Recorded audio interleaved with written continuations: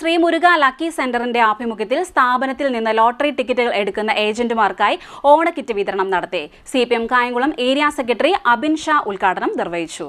Kayamkulam Shri Muruga lucky സെന്ററിന്റെ ആഭിമുഖ്യത്തിൽ സ്ഥാപനത്തിൽ നിന്നും ലോട്ടറി ടിക്കറ്റുകൾ എടുക്കുന്ന ഏജന്റുമാർക്കായി ഓണക്കിറ്റ് വിതരണം നടത്തി. Lottery sellers union Alappuzha joint സെക്രട്ടറിയും കായംകുളം ഏരിയ പ്രസിഡന്റും മുരുക ലക്കി സെന്റർ ഉടമയുമായ ശിവൻകുട്ടിയുടെ നേതൃത്വത്തിലാണ് ഓണക്കിറ്റ് വിതരണം സംഘടിപ്പിച്ചത്. ചടങ്ങിൽ lottery sellers union Kayamkulam area secretary G Sreenivasan അധ്യക്ഷനായി. CPM Kayamkulam area secretary B Abin Shah ഉദ്ഘാടനം നിർവഹിച്ചു. ഓടൊപ്പമുള്ള തന്റെ തൊഴിലാളികളെ സഹോദരങ്ങളായി കാണുന്ന, അത് തൊഴിലാളികളായിട്ടല്ല ശ്രീ ശിവൻകുട്ടി തൊഴിലാളികളെ കാണുന്നത്, തൻ്റെ കൂടപ്പിറപ്പുകളെ പോലെയാണ് കാണുന്നത്. താനും കുടുംബവും ഓണമൊരുങ്ങുമ്പോൾ തൻ്റെ സഹോദരങ്ങൾ, തൻ്റെ തൊഴിലാളികൾ പട്ടിണി കിടക്കാൻ പാടില്ല എന്ന് ഉറപ്പുള്ളതിൻ്റെ അടിസ്ഥാനത്തിലാണ് അദ്ദേഹം വലിയ നഷ്ടം സംഭവിച്ചിട്ടും തൊഴിലാളികൾക്ക് ഈ രൂപത്തിലേക്ക് കിറ്റും ഇതും പണവും കൊടുക്കുന്നത്. ചെറിയ എണ്ണമല്ല കൊടുക്കുന്നത്. ഒട്ടേറെ തൊഴിലാളി 100-നടുത്ത് തൊഴിലാളികളാണ് അദ്ദേഹത്തിനുള്ളത്.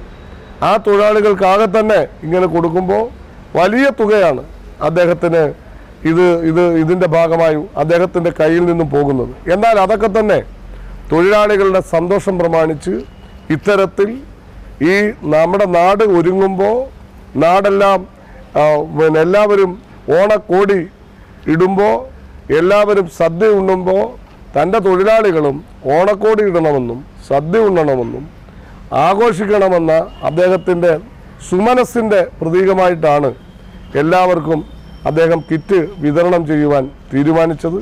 അങ്ങനെ താൻ കടന്നു വന്ന പാതകളിൽ വലിയ ദുർഘടമായ പ്രതിസന്ധികളിലൂടെയാണ് ശ്രീ ശിവൻകുട്ടി തൻ്റെ ലോട്ടറി വ്യവസായ രംഗത്തേക്ക് വന്നത്.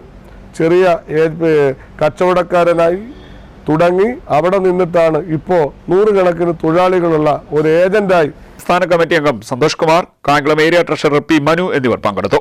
നിരവധി ഏജന്റുമാരും ചടങ്ങിന് എത്തിയിരുന്നു. ഇന്നലത്തെ പത്രത്തിൽ ദൃശ്യമാധ്യമങ്ങളിലൊക്കെ ഒരു വാർത്ത ഉണ്ടായിരുന്നു. അതിങ്ങനെയാണ് ആ വാർത്ത. ചില മേഖലകളിലൊക്കെ, പാലക്കാട് മേഖലകളിലൊക്കെ എഴുത്ത് ലോട്ടറി ഉണ്ട്.